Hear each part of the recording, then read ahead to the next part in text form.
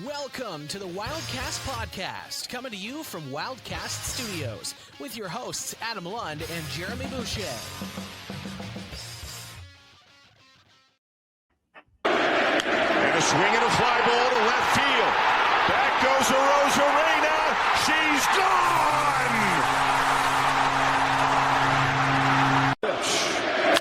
High fly ball, left field. A Rosemary watches it go!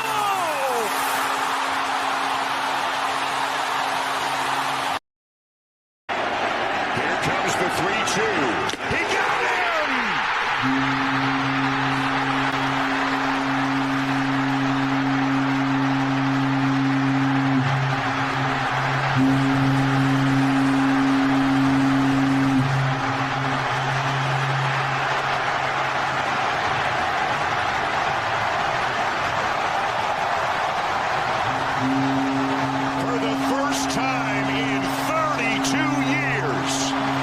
Toronto Blue Jays are going to the World Series. What a performance by Jeff Hoffman, Welcome into the Wildcast Studios on Rogers TV for another episode of the Wildcast Podcast, the Platinum Award-winning and longest-running QMJHL podcast, and we are the official voice of your 2025 Joe Corto Trophy champion, Moncton Wildcats, presented by Discount Flooring Services, a division of Fabulous Flooring, home to the largest variety of high-end, current, discontinued lines in hardwood, ceramic vinyl, laminate flooring, luxury model tiles, and even blinds for immediate purchase. You can find them at 320 Collishaw Street in Moncton or call them at 506-859-9909. As always, fan listeners, I am your host, Adam Lund. I am not in my Blue Jays gear today. I am in my Doug Martin. I got my Blue Jays hat, but in my Doug Martin jersey. The muscle hamster passed away, so this is how I'm honoring him. And I'm joined, as always, by your favorite co-hoster, Mr. YQM, Mr. Starbucks, Mr. His Blue Jays are going to the World Series. Mr. Jeremy Boucher, have you recovered? That's quite the opening. Yeah. I didn't tell him it was coming either. Still, chills, literal chills. That was something else. Yeah. That was, a lot of emotions watching that for sure. It still doesn't sit in. Like it's still hard to believe. I mean, I can't put it into words. Yeah, it's you've been a lifelong fan. I just jumped on the bandwagon a couple of years ago by going to games.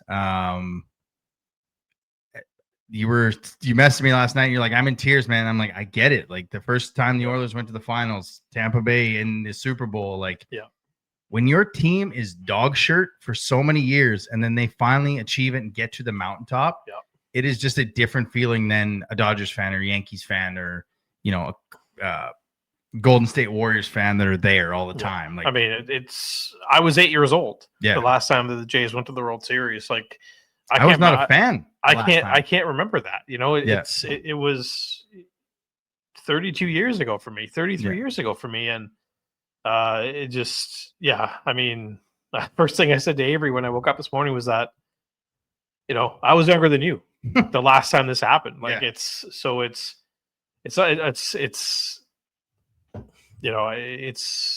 don't want to say once in a lifetime, but it feels like that. Mm-hmm. I was about 250,000th in line to get tickets for, game one, and unfortunately it didn't go in my favor. If it did, it probably would have ended up in a divorce. But, I'm still, I can't put it into words. I'm still, it still hasn't hit me. And it probably will take a while. I mean, I don't remember the 92 series because I wasn't a Jays fan against the Phillies. I remember the Carter home run because you see it over. I don't remember it live. Yeah. I remember the 93 series because I was a Braves fan. Still kind of am, but I was watching TBS like a lot of fans do now where they can watch Sportsnet all the time. So I remember almost every play of that World Series like throughout. So it just to see it. And I saw a tweet and I saved it today. The Jays, and we're going to get to hockey, but this is big. So we do apologize. If you want to fast forward, we understand. The Blue Jays have at Rogers Center, the Blue Jays have hit game-winning 3-run home runs in the 7th inning or later against an opponent in all 4 rounds. So in the World Series in 1993, it was Carter. In the 2015 ALDS, it was Batista. Mm-hmm. In the 2016 AL Wildcard, it was Encarnacion. Yep. And in the ALCS, it was obviously George Springer. No other team has more than 1 such home run in their entire history. And I will say, as happy as I am for you, the Dave McKnights of the world, Lorette, my wife, lifelong Jays fans, I feel so bad for Seattle, that fan base. 48 years. They're the longest professional team that's never been to a championship without moving to a new city. Like, yeah, man, it is tough. But I mean, to all the Mariners fans out there, Simon Binkley, to quote Happy Gilmore, well, better luck next year. What a series, though. Yeah.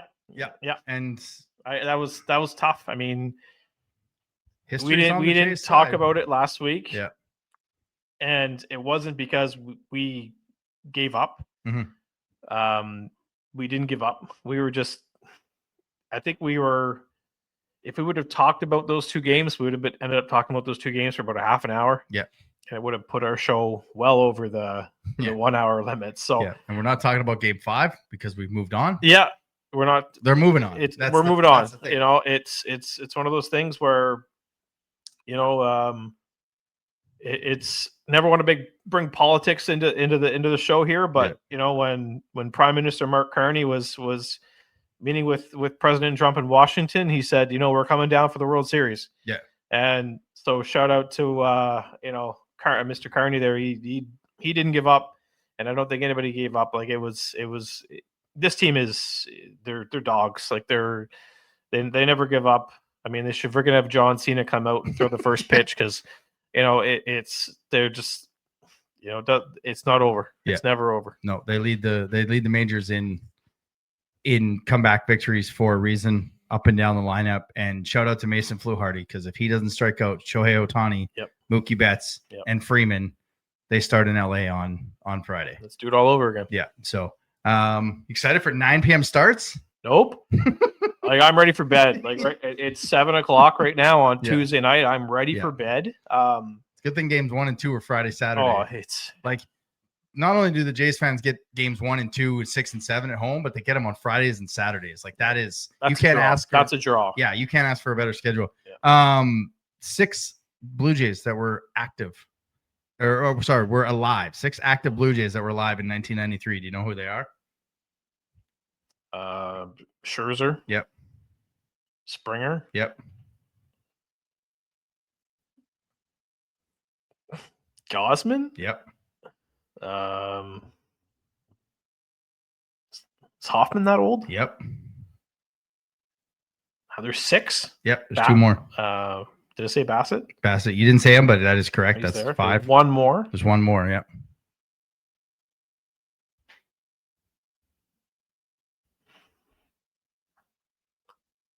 Tyler Heineman. Heineman? The backup catcher, yeah. Scherzer in 80. I know. Scherzer in 84, Bassett 89, Springer 89, Gosman and Heineman in 91, and Hoffman in 1993. Wow. So, yeah, it's an exciting time. We will get this out of the way right now. We may have a show next week. We might pause for World Series. But we'll see. We might squeeze one quickly in before the games actually start, but we will see. As always, don't forget to follow us on the social medias, Twitter, Moncton Wildcast, Instagram, Wildcast Podcast, TikTok, Wildcast Podcast, as well here on the YouTube. 7 followers away from 500. So click that QR code. If you're watching this on Rogers TV, even if you're watching on YouTube and you're like, I don't know if I'm subscribed, click it, subscribe. It lets us know you like what we're doing. And you won't miss any of the episodes that come out or any podcast post games when I'm not dying of sickness. Quick question, sir. We're going to keep this hockey related now as we move into let's get back on topic here. Back on topic. Month into the season. There's going to be 3 phases of this hockey club this year. There's going to be a pre-Desi in the lineup, a post-Desi in the lineup, and a post-trade period. 5-3 in the thick of the Western Conference. How would you grade the start so far? In the thick of the Eastern Conference, you mean? Yes. I would say expected. There's been a couple of games. Yeah. Like they should be 7-1. Yeah. If you want to put it that way. I think that Newfoundland game got away from them. Yep. And they should have won the Victo game. So I mean, you could say they should be a 6-2 team right now for sure. But we knew coming into it, it wasn't going to be like last season. So anybody who thought that, get your head out of your, where. I think once we get Dinwiddie back, which I'm hoping should be in the next week or two. Yeah.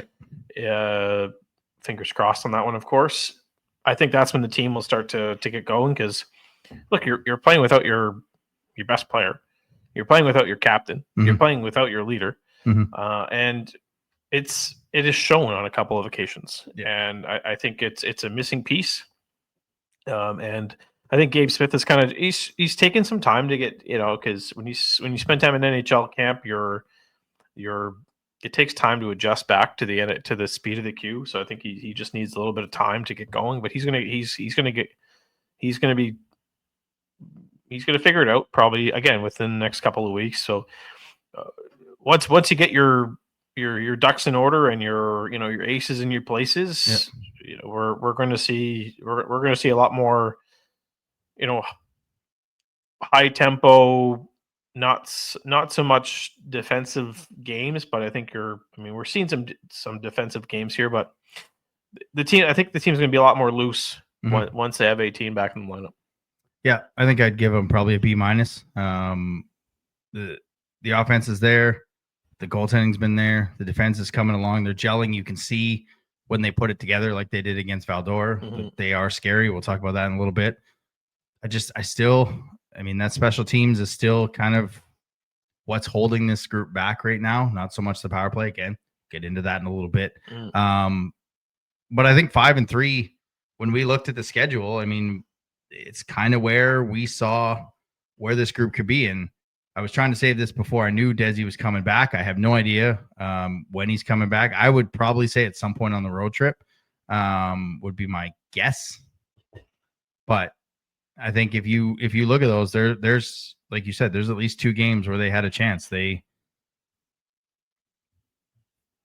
should be a little bit of a better record, but they're not. If they were 3-5, we'd probably have a lot more questions. We'd be a lot more worried. You saw the impact that Chudzinski made just coming back into the lineup.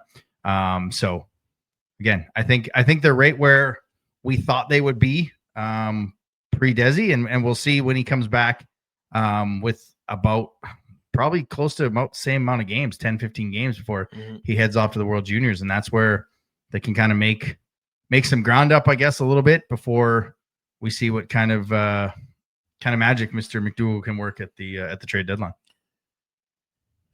I think we're in for an interesting trade deadline. I believe so. It's one of those things where if we can get her going here in the next month and start climbing up the standings and some rankings, you'll probably see some moves. I don't want to do too much, but I also want to get to at least the Final Four. Would be nice. Yes. I want to get obviously out of the first round. Yep. Out of the second round would be nice. Home ice advantage would be huge. Yeah. In round one, that would be a big. If we can get past round 2, I'll take that as a win this season. Yeah. And we'll just go from there. Because look, there could be, there could be players added that's not going to cost us anything, right? They're always looking to improve, and free agency, NCAA rule changes. You never know what's going to happen here. Their schedules are weird down there. They could end in December or January and be showing up. So that's it's something to keep an eye on. I'll be in Ontario for this trade period, and so I'll be checking my phone like almost every day. Love it. News and notes from around the queue. All right, news and notes from around the queue. The NHL released its first Central Scouting initial watch list. There are a few Wildcats on it. Weiner is a B grade. Blau, Chudzinski, and Tornis is a C grade. I feel like that's probably going to go up for those three players as we get a little bit down the line. Magnuson is a W, which is that just wait and see, or is that's like waivers, or it's like a 6th or 7th round pick? Oh, okay. And then of note, Miles Bronson and Will Manchuso are C prospects. So again, we don't see them here, but if you follow the NCAA, and I don't even know what league they're in. So Manchuso is 18U, which is U18. Yeah. And Brosnan is USHL. He's also splitting time with Dexter, so he's playing with Noah Servillas. Oh, okay. So that should be, two or three names to really keep an eye on. And of note, I'll also add one thing, just so we get the pronunciation correct. Yes. The brother of Teddy Mutrin. Casey Mutrin is rated B. Oh, nice. So, look, not saying that there's possible connection there, but yeah, just saying. Not saying, good but for just him. Saying. Yep. 2 Mutrins are better than 1. Yeah, that's exactly potential future hashtag. The coaches were announced for the CHL USA series. Sylvain Favreau of Drummondville was named an assistant. Jay McKee of the OHL Brampton Bulldogs and Willie Desjardins of the Medicine Hat Tigers will coach that team. Hockey Canada announced its U17 rosters for that tournament in Truro, and there's some skill on display for the Q. Oof. Poor Thomas Charbonneau is the lone Q player on Team White from the Rempart. Loic Garapi, Ben Vitek, Quinn Norman, Alexi Joseph, and Antoine Provaget will represent on Team Red. They look stacked in terms of Q talent. Peterborough's first overall pick is on Team White. Maddox Schultz from Regina is on Team White. Yeah. So they actually, the two teams look pretty balanced. That's not this weekend, but next weekend. I think it starts the week of Halloween. Does it not? I think so. I think it's because I was looking at maybe throwing you a bone and going down to Truro for a game or two, but I realized that's a birthday weekend for me, for a couple people in my household. So a couple, eh? Not sure I can maybe do. I can. That's don't think I can do that. Yeah. Just trying to find out when that is happening. I'm almost positive it starts next week. Yeah, October 31st to November 8th in Truro. Yeah. So, if you're an avid listener of our show and you're down there, go check out some hockey because it's probably the cheapest you're going to get to see a Alexi Joseph and a Maddox Schultz in the near future as well. Special shout out to Wildcats academic advisor Sarah Noseworthy, who will be in that same role for Team White, I do believe, in that tournament. Q team of the week here. Feels weird doing this on a Tuesday. Like it just throws me off. We're not in it. Yeah. Q team of the week. Alexei Veslov from Victoriaville, 3 games, 3 goals, 3 assists. Will Shields from the Islanders, 6 goals and 1 assist in 3 games. Justin Carbonneau, who I feel like has been on this every week, except for the 2 that he wasn't in the queue. 4 games, 6 goals, and 2 assists. Obviously, there's a reason why. Evan Depate of Rimouski, 2 goals, 2 assists in 2 games. And Xavier Villeneuve of the Armada, 2 games played, 1 goal, and 6 assists. And Danny Shaikoff of Gatineau, 2-1 with a .937 save percentage and a .196 goals against average. And your player of the week, 6 goals, 1 assist in those 3 games, Will Shields of the Charlottetown Islanders. And now everyone's second favorite part of the show. It's now time for the one and only Boucher's Team of the Week. Thank you, Mr. Johnny Rocket. As always, we're going to do one of our junior A updates here soon. Yeah. All right, let's start in nets. This guy absolutely goalied the Wildcats on Friday night. Anthony Cantanzariti. Yeah. I can pronounce that name, but I struggle to pronounce Mutrin. I'm going to get it. We are going to get it here. We got goalied. Man, that was quite the performance. Yeah, we're going to talk about that in a little bit. Yeah. I don't know if we will see a goalie performance like that from a visiting team again this season. From a young kid. Yeah. And this is also the kid that last season when Victor was in town. Yeah.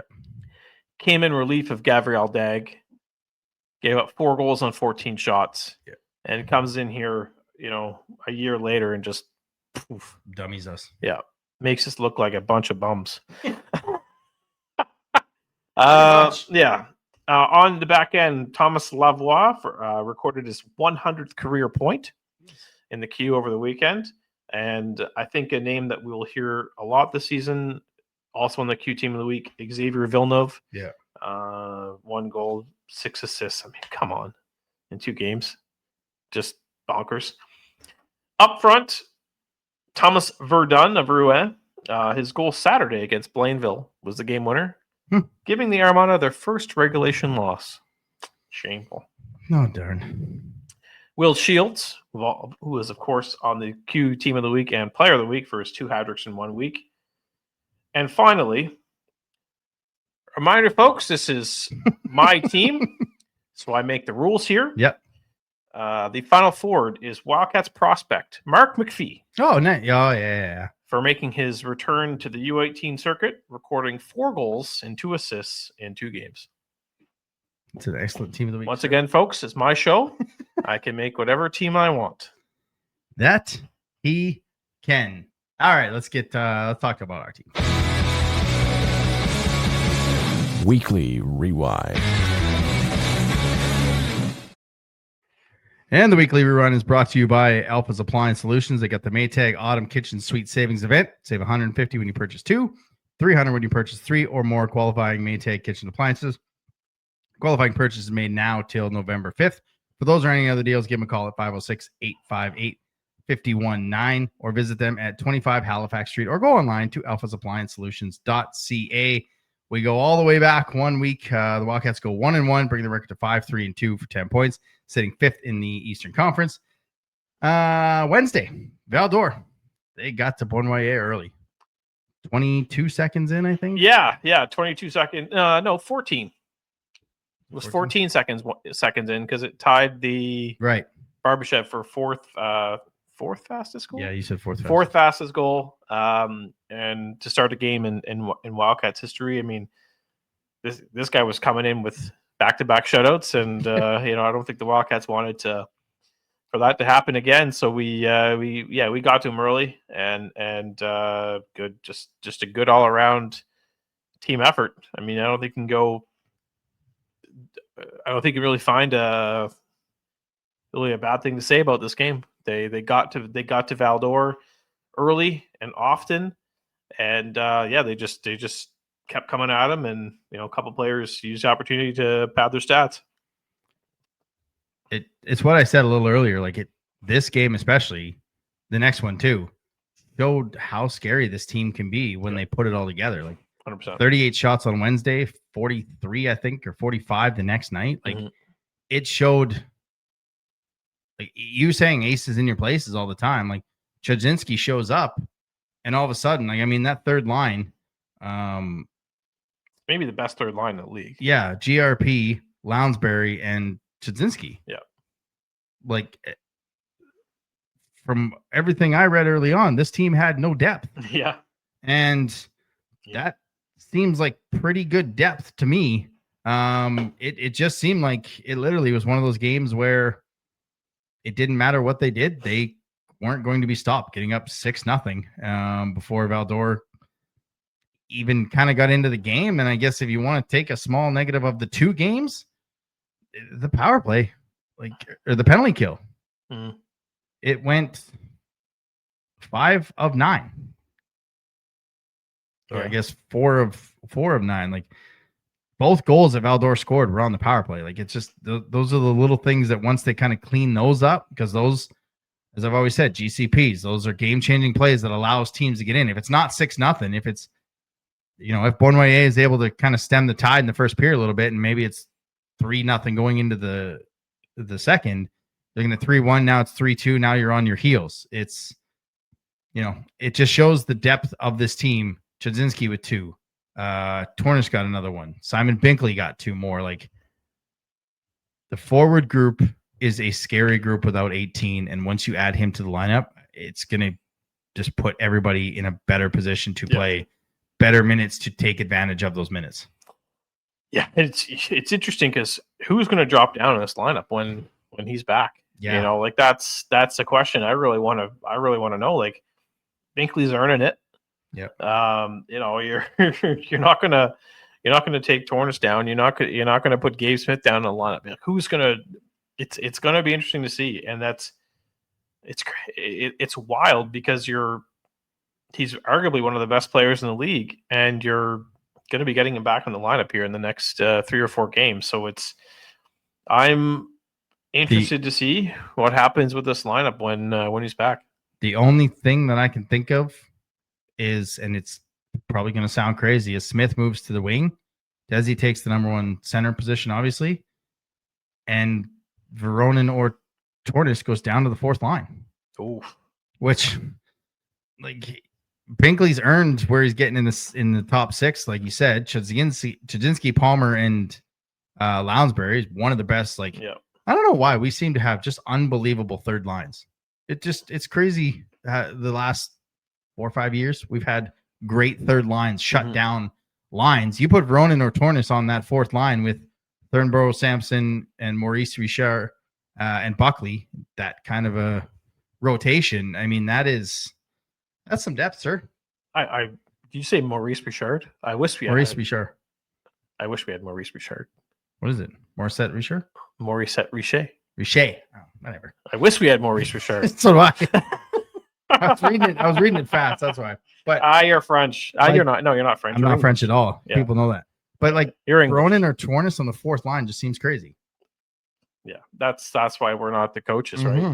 We're just a couple of 40-year-old guys that wear shirts of sports teams and talk about hockey. And but no, I can't really find much to say negatively about this game. It was they got it going, and like I said, a couple guys used the opportunity to pad their stats, and it was just a all around really strong effort. Yeah. And then Friday, they got goalied. That's all you can say about this game is they flat out got goalied. 48 shots. They gave up 4, or they only got 3. They gave up 4 with an empty netter. That was the difference. That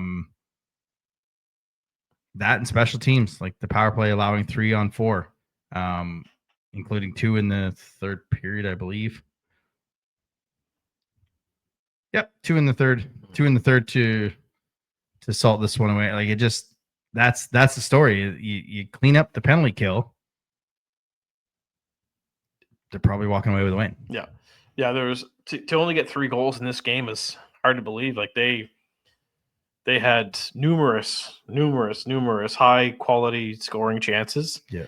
Like, to the point, they should have got like 6-7 goals in this game, but to only come out with 3 was like, I couldn't believe it. Like, it wasn't a frustrating game to watch because they played so well, but it was a frustrating result because they deserved better fate. Right. And they just ran into a hot goalie who wanted to redeem himself for the game last season in Moncton.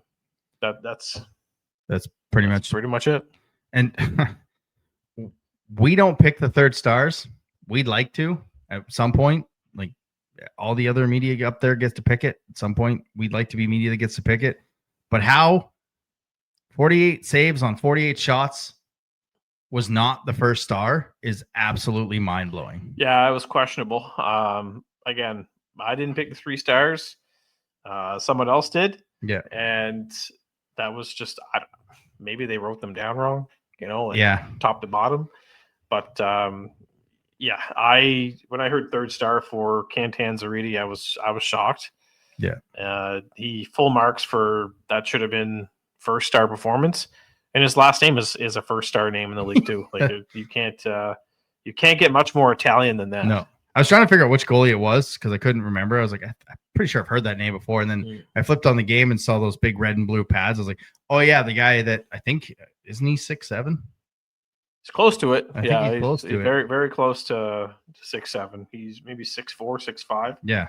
but on skates, he's probably 6'7". Yeah, 6'6". So on skates, he's definitely 6'7", right? 6'7", yeah. So an 8th round pick, and he played one game last year. The only game he played was in relief. I didn't even realize that was the only game he played. It was the only time he played in the Q last year. Huh. Yeah. Good for him. Good for him. Yeah, totally I didn't realize. Redeem yourself. Yeah, totally redeem yourself. But I think it's a penalty kill that kind of needs to right itself. I mean, last year they didn't have a lot of penalty kill issues, but they were able to outscore their issues. Not that they're not going to be able to outscore their issues this year with the depth we have, but when you look at the penalty kill, I think they're at 70% right now. Yeah, 70%, 16 out of 18 teams. Like I know we've only had them for 18 months, but a Gardner coach team, your power play right now is at 21%, 8th in the league. I'll take that. It's the penalty killing for me that's giving up those goals that are allowing teams to get back into hockey games or extending the leads. And I think that's probably with Charlottetown coming in, and we're going to have a guest here in a few minutes to talk about that. But that's probably a team you may want to stay out of the penalty box. Now, I know that you sent the message on Lounsbury's call was terrible call. It was not interference. It's a slew foot, if anything. Slew foot or just no penalty at all. Just two guys battling for a puck. Yeah, it wasn't a penalty. Yeah. And that's why I mean, like, we deserve better fate. And yeah, I don't know how you get interference on that. I'm not one to critique the refs here, but yeah, that was a bad one. That was bad. That was a missed call. It was a bad call, and just got to move on. Yep.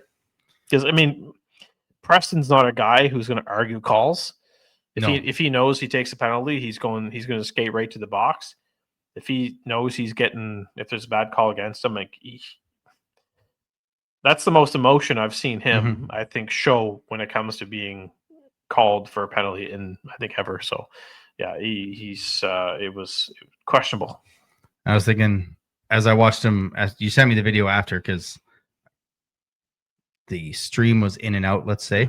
I watched him go to the box arguing the call, and I was like, oh, I wonder if they're going to review this one like they did in Halifax, and maybe they'll realize they made a mistake. Spoiler alert, that just works against us. So it is what it is. So, I mean, yeah, like I said, speaking of the games this weekend against a team that you cannot take penalties against, we actually we got a guest. He's backstage. It's been a while since we had a guest. Would you like to talk to our wonderful first-time guest? First-timer? Yeah, long-time listener, first-time guest. That's right. View from the other bench.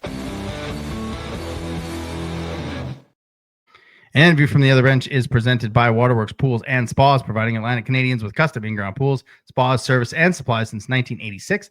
If you're looking for a new spa service or maintenance by their trained technicians, or getting your pool from green to clear, go see them at 194 Killam Drive in Moncton, or call them at 506-859-1980. Like we said, we're heading to the island this weekend, and yeah, we can talk about games, but why not bring on a first-time guest? He is the play-by-play voice of the Summerside Capitals, as well the Charlottetown Islanders, making his debut, giving us some insight for Friday night. Luke, how are you tonight? Doing good, fellas. Doing good. Thank you so much for having me on, and I love to see the Blue Jays gear. We couldn't do it. I don't think I've taken it off since since Monday night. It, didn't you? Let's not put too many secrets out there, folks. It's yeah, but yeah, it's she's not being washed for a bit now. We're gonna let it ride for the next week or two. See, it's only weird if it doesn't work, right? All the superstitions are only weird if they don't work.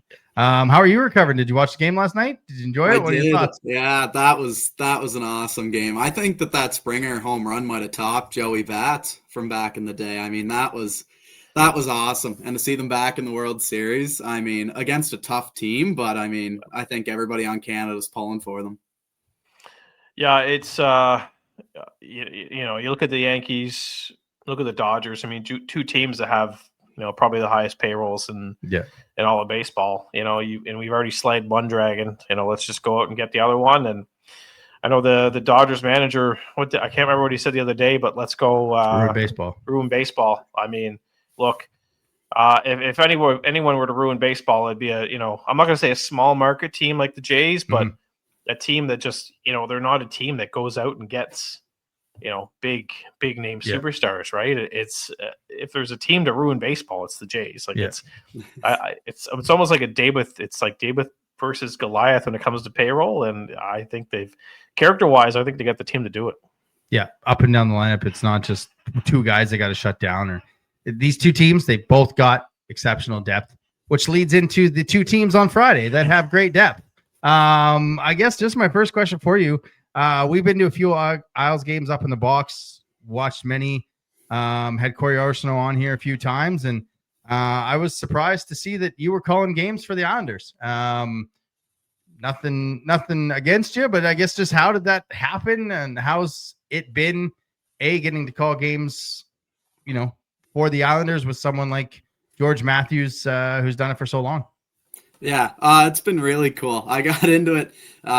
Just weird enough is they used to have Robbie Doherty as the third guy in on the broadcast. So he couldn't make it for one of the games. This was 2, 3, maybe 4 years ago now. I can't remember, but he couldn't make it. And he called me up and he heard some of my stuff. I was doing U18 at the time. I was with the Charlottetown Knights. Mm-hmm. So I got the call up from him. And it just kind of all worked out from there. I did a game for him, and now he's off doing the Grand Slam of curling with Sportsnet, actually. So he's really kind of launched himself in his career. So, and I mean, he's a great guy. I mean, all the credit to him. He loves curling, and he's a really good curler himself too. But he'd never tell you that. He was in the Olympic qualifier for Team Canada. Oh, wow. So a little shout out to him. But yeah, ever since then, I've just kind of kept growing and adding some games. And George has been good enough to give me a few more games. And now I'll be just under half the games this year. I think maybe around 30, 31-ish. So do some play-by-play, and then whenever Corey can't make it, I do some color as well. So George went from Charlottetown to Columbus. Rob went from Charlottetown to doing Sportsnet. Where are you going next? Where are you going next year? That's a good question. Some Jays radio games or what? I'll see if Robbie can get me up into the booth. Maybe I'll do the Blue Jays. They seem to be doing okay. But yeah, they're not doing too bad. Yeah, I mean, let's kind of get into the hockey talk here, but speaking of the Islanders, I'm old enough to remember when Adam, this is more of a story for you, when Mr. Irving arranged to have a banner raised at the Coliseum when the Wildcats were first in the CHL rankings for the first time in their franchise history. No. Yeah, but here we are, somebody find that banner. Yeah, here we are, week 5 of the Q, and the Islanders are ranked 6th in the CHL rankings. Like, what's the vibe around the team like this year, and do you have a sense that they're kind of feeding off that national recognition? Yeah, they definitely are. I'm around the same age as all the guys on the team. I joke with them that I might come and back up as a 20-year-old for them for a game, which kind of scares them a little bit. But no, we have a few university classes together. We actually had one today, and after we were all just talking about it, and they know twice. They know about. That's twice now. We had Seth Hyde from Newfoundland, and he's on there, and he's just talking about vibes in the room and this. And I actually go to high school with some of the guys, so that's 2 play-by-play guys we've had that go to school with the players. It's awesome to see. Sorry to catch you off. No, all good. Seth's a great guy. I ended up doing the Canada games with him over in Newfoundland this summer. I got to meet him and Brian Rogers over there. But they're both great. Seth's a pro's pro, and he's 2 years younger than me, but which is kind of silly to say, but yeah, they know about the recognition, and I think that now that's kind of almost got them excited. Like they don't take any games off, but they kind of almost add on more. Like they want to keep going. This is the first time since 2022. A few of the guys told me today that there's a rumor going around that they weren't even ranked this high in 2022 whenever they went to the finals for the Q. So it's a little bit of there's some more attention on them. It's growing, right? There's more talk about it in the community, and I think that they're really using that to kind of fuel themselves up. We had Taylor Stewart on in the preseason, getting us set for it. And I talked about depth with these two teams. And you look at your lineup, you just added McKinnon for depth on the back end. But I like to talk goaltending and keeping the puck out of the net. I asked him about Hickey, Gladeau, like what kind of situation was going to be your first time being a starter for Hickey there. And he wasn't quite familiar with Gladeau. you've seen these two goalies. They're in the midst of a 9-1-1 start. Just talk about these two goaltenders kind of, I guess, maybe feeding off each other. And it obviously seems like it's more of a Hickey's the guy to go to, and Glido gets the odd start here and there. Yeah, at the start of the year, I don't really think that they knew what they were going to do. They were just kind of going to go game to game and see who grabbed the crease, almost similar to what you saw last year after Hickey really kind of gave Rucha a run for his money in the first couple games or so. But just game for game, and then all of a sudden, Don's just really turned it on. He was top 5 in save percentage and goals against average. That's kind of dipped down a little bit now, but I mean, Don's been so much better this year, just with his angles especially. Like I kind of noticed last year at the Eastlink Center throughout the first little bit, there's a little bit of trouble whenever people were coming down the boards. You'd see a little bit too much of the net, and the goaltending coach with the Islanders, Paul Drew, he's great. He's done some really good work with Donald Hickey, and he's sharpened that up, and it's just the confidence that he's gotten. You start the season off with a big win, and then you get another win, and then 8 in a row. And it's kind of just keeping it going. And he lost the last one, 7th round of the shootout, where we didn't get any goals. So can't really blame him on that one in the shootout. He stopped 6 of 7, I think, or 5 of 6. But he's been really good. And then Vinny Gladue, he's a guy who's been a little bit snake bitten, and you can't even blame him. His first, I think, 3 games, he let in one of the first 2 shots, and it was breakaway or it was bar down in between the defender's legs, and just kind of hard to get yourself going from there, especially whenever you're playing with a new team. You have so much pressure to kind of build it up on your own, but he's been solid as of late, and I think that it's exactly what the Islanders want. You got 2 guys who are the same age, and they're both battling, and I think that Gladue still has it in his mind, and rightfully so, that he's a guy who can take this job from Hickey, and Hickey has that in his mind where, okay, I got to keep going here. So it's a little bit of a friendly competition, and I think it's been working out really good for them so far. Yeah, and I mean, believe it or not, like we're less than 2 months away from the trade period, which is absolutely crazy. And it's fast. You know, if things are going the way they are in Charlottetown, you know, all indications is, you know, they're going to try to make a run at things here. The Wildcats were fortunate enough last year to, you know, land a hometown kid named Dylan Gill from the American Hockey League. And, you know, there just happens to be a 20-year-old from PEI in the AHL this year by the name of Cam Squires. Just your thoughts. I know we're just kind of spitballing some, maybe an idea here, but what would you think of Cam Squires on the Charlottetown Islanders post-Christmas? I think that it would be a great idea to get Cam Squires back. I can't really don't say. That's a pretty good idea. Man, I'll have to call him after this and see what he thinks. But no, I think that it'd be great for the Islanders to get that to happen. It's a thing that we've needed over the years, is scoring. But I mean, you take a look, and we got Will Shields, who he has 7 goals in his last 4 games. Nathan Leake, he's been really strong as well. But I mean, adding Cam Squires, that's never a bad option at all. Yeah. And I think that it'd be great. Maybe after Christmas, you're right. I think that he could mesh in really well. You get the line at Campbell, Squires, and Butler. The only thing is, who do you move out on the 20-year-old side of things now? Yeah, that's kind of the thing where you got to make a move like that. And, you know, we had to deal with that last year. Yeah, Moncton had to make that sacrifice by moving out Johan Loshing last year, which, I mean, you look at a player like Loshing, like he was, you know, you take Loshing out of the lineup and upgrade him with Gill. But look, I think with all respect to Nathan Leake, you take Nathan Leake out of the lineup and replace him with Cam Squires. That's a win. Yeah, I mean, Leaker's been really good so far. It's kind of he's only been shut out for points twice this whole year in 13 games, so he's been Mr. Consistent. But then you compare him to Cam Squires, and it depends how fast Cam can get adjusted again. You know that he'll have that fire under him, but I mean, it's crazy to think that we're only 2 months away from the trade period. And the other factor is, if you add Squires and take out Leake and you win, it was a great move, right? And I think if there's a coach like we had last year with Gardner that could do that, and there's a few in the queue, there's one in Chicoutimi, and obviously Jim Holton there. Just talk about, it's crazy.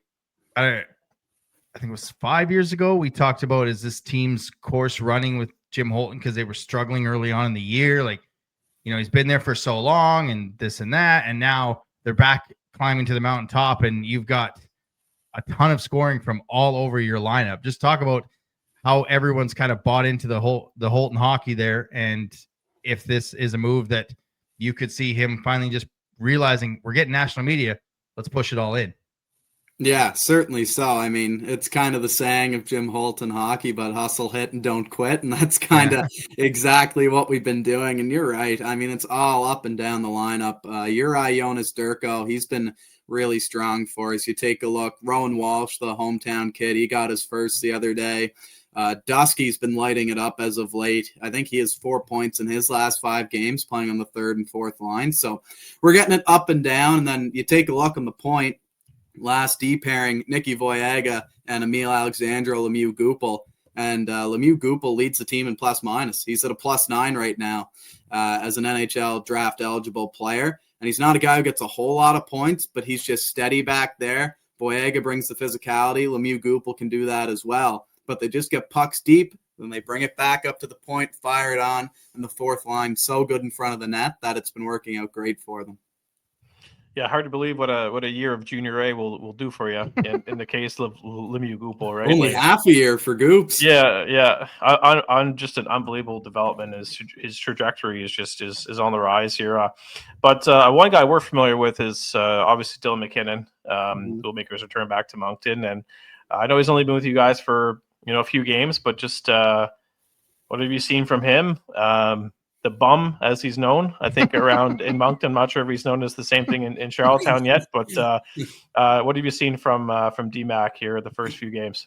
First off, I've not heard him been called the bum yet, but I'll ask him about that. A little bit of a shameless plug, but I'm getting him on for our intermission interview on Friday. I'll be doing that game with George, so we'll get him on in the first intermission. I'll probably talk to him earlier on in the day, but he's great. He reminds me a lot of Max Jardine, but just a little bit more polished, a little bit more smooth.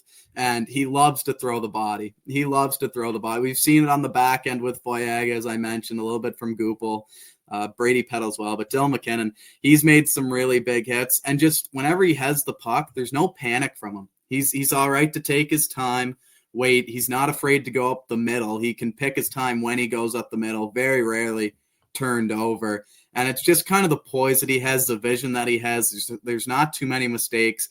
He plays a really polished game. Yeah, he was my wife's favorite player last year. She never wanted to fight him, but she always wanted him behind her so that he could be her enforcer with his toughness. We'll talk about your other team here. There's a couple Wildcats prospects on there. Simon Mullen, Alex Hendry. I guess just Alex is new to that team. Simon's been there, captain, leader of this Summerside Capitals that are hosting the Nationals there. Just kind of speak to those two players and what you've seen early on from Simon and Alex. Yeah, so Moles, first off, so happy to have him back. We missed him last year and the year before. It was kind of a fluke. We got him in the trade from Truro, and he played one period, and he dislocated his shoulder, maybe his collarbone, and he was out until the second round of the playoffs, came right back in, didn't skip a beat, double overtime winner in the finals. So really nice to have him back. And I mean, he's been lighting it up back there. I mean, he's exactly what you want. Played with former Sea Dog Matt McLean on the first pairing for a little bit.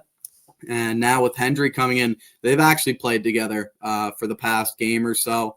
They've been on the road as of late, so I haven't seen them. But Hendry's a really nice defenseman too. I like him. He has some size, 6'4", I believe, over 200 pounds, and he's only 07, so he could easily make the Wildcats team next year.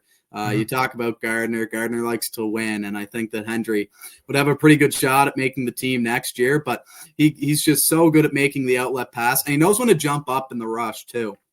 Everybody knows with Summerside, at least, I know all players' games can change depending on the level, but Mullen's never afraid to jump up into the rush, and it's kind of the same with Hendry. They do a good job of when one's going, the other doesn't, and they have a really good give and take right now. So kind of a Wildcats D-line right now for the first pairing for the Caps, but it's been working out really good. We'll take it. That's how that rolls. All right, man. We will not be in the booth with you on the weekend, as we will be home watching the Blue Jays. We really wanted to on Friday. Yeah, they're in Charlottetown. Oh yeah, that's right. Yeah. I was like, we don't have a home game. Hey, on we'll Friday. have What you are you on the talking about? intermission. It'll be on in the intermission. Yeah. So, but yeah, man, really appreciate you taking the time to do this. When you're talking to Dylan, ask if he's got a championship tattoo yet. Okay. See if he's got one of those. He's pretty tatted. Yeah. He's I pretty know. tatted. I've been told he's got the arms, the chest. Oh yeah. Yeah. So see if he's got one of those. Yeah. But man, really appreciate you taking the time, and good luck on Friday and the rest of the year. And we'll have to do this again on the trade deadline if you're up for it. Oh yeah, no, absolutely, and maybe we'll see you in Summerside in May too for some Centennial Cup. It's a possibility. We know a guy now. Yeah, we do. Yeah, exactly. We got connections now. Yeah, that's all that matters. All right, Luke. Thanks for joining us. Yeah, thanks, guys. Talk to you later. These young kids, these Youthful youthful taking over energy, the world, man. young kids. That's now. I don't like to cut people off, but like the second time that someone's just casually thrown in, I went to university. I get classes with these kids. That's how old you are. Oh yeah, the guy I work with, we were talking about I made a blue blazer joke, Owen Hart, and he didn't quite get it, and I was like, "Well, Owen Hart, you know about that, right?" He's like, "Yeah, I kind of heard about it." I was like, "Well, that was his character when it happened," and he's like, "Yeah." I was like, and he said something about in 1999. He goes, "Oh, 99. Yeah, I was 6. I had to sit down. I had to sit down." I was like, "Cool story, bro. I was in grade 11, so I'm just gonna sit down. I'm gonna take a minute here." But yeah, no, good to have Luke on. And I mean, for one team that's 9-1, 5-3, these teams kind of match up pretty well in the depth area, and it'll be interesting to see how they fare coming into the weekend. Yeah, it's gonna be weird to see, obviously McKinnon in a different jersey, but it was also weird seeing him in a Mooseheads jersey for 3 years. I know on their first trip to Moncton, it's also going to be even more weird seeing his parents in an Islanders jersey. In their Islanders jersey. They always look good in Moncton red. They did. They did.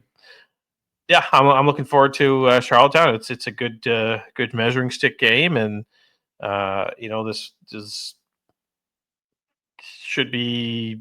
What if that maybe the Victor game was I guess it wouldn't have been a trap game because they got goalied. Yeah, like they were looking and they got the break too. Like, no, that's it. They have a break. They had a break, and except for 3 guys, but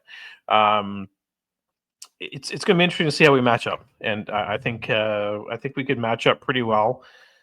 We've kind of been successful in Charlottetown. It's kind of a hit or miss in Charlottetown, so we'll see how we can what we can do here Friday night.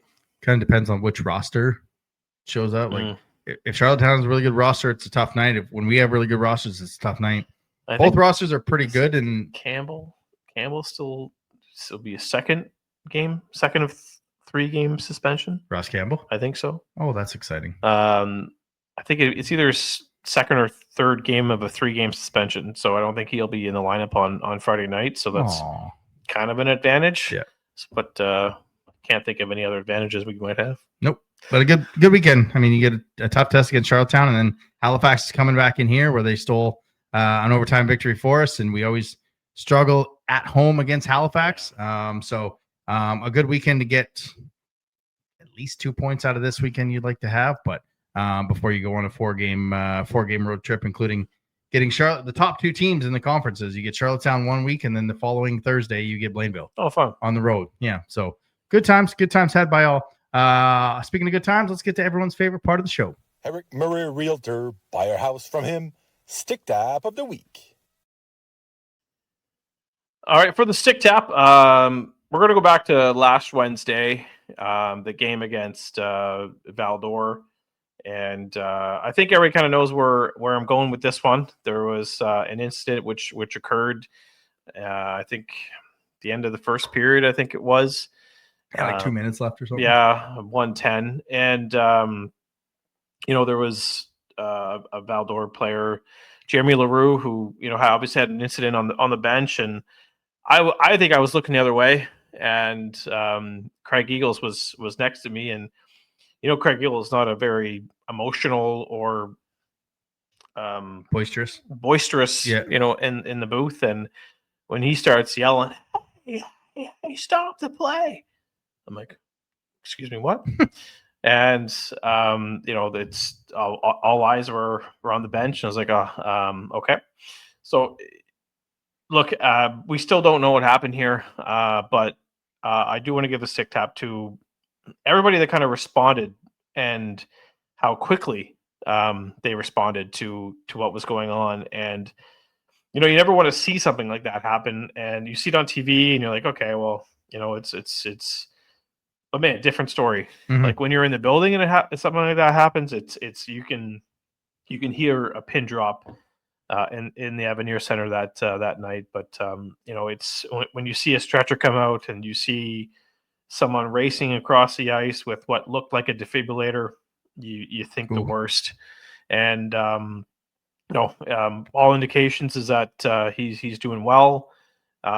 There's again, don't know what happened, but we want to wish him well, and at the same time we want to thank Val-d'Or, their media coordinator Naomi, for trusting a unofficial podcast with sending information to and getting it out there. And really, yeah, like she DM'd us.